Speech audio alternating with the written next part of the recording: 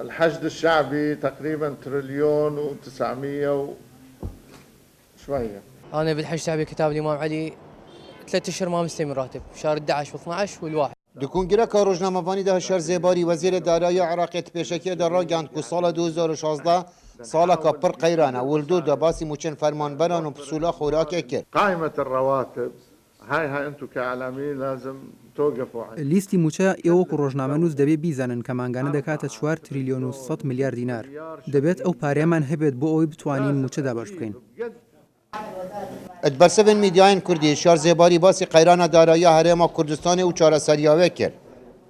قيران هرم كردستان بشكل قيران عراقي بس قلترها چونكي الميجا حقيقات يعني نتيجة خلاف بغداد وهرمه سابوجي وبرينا بوجي يعني اف ازمه نوكا دست بنا كده 2014 دست بكر يا تشيد برف اصلاحات اشتكي باش التصور اما اف چاك سازي زور بيويست زور درنگش بس باشتر نوكا بيد درنگترنا جلانه کندن و الدور پیوندیان حرم کردستان و حکومت عراق زیباری هر دولا خطابار و بزررمند وصف کردن.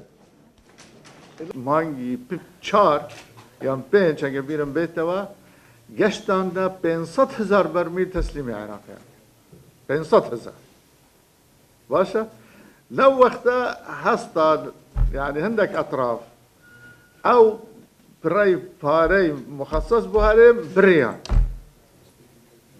باشا بريا اما سقد درسناك حاول ما ندعم اتفاقك جيب بي او اتفاقا من ان هر دولا دانشتن وساطات بانكير كاما احتمالا مصلحات بي وهر دولا بلام هر دو زرري هكر يعني هر بغداد زرري كر تصورها من حريم زرري. پاش کنگره وزیر دارایی عراق رای گشتی قیران 2016 و مترسیاول دور و کنگره ابکارن گندلیه و گریدان.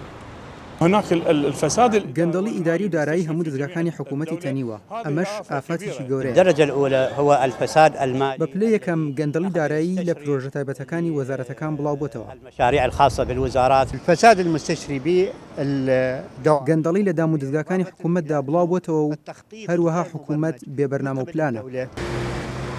سال 2016 وک وزیر دارایی را گهاند که سالکا تند و چارەسەریاوی وک هاوڵاتی ڕادگەهێنن بن کرنا گندلیه. صلاح بامری دنگ امریکا بغداد.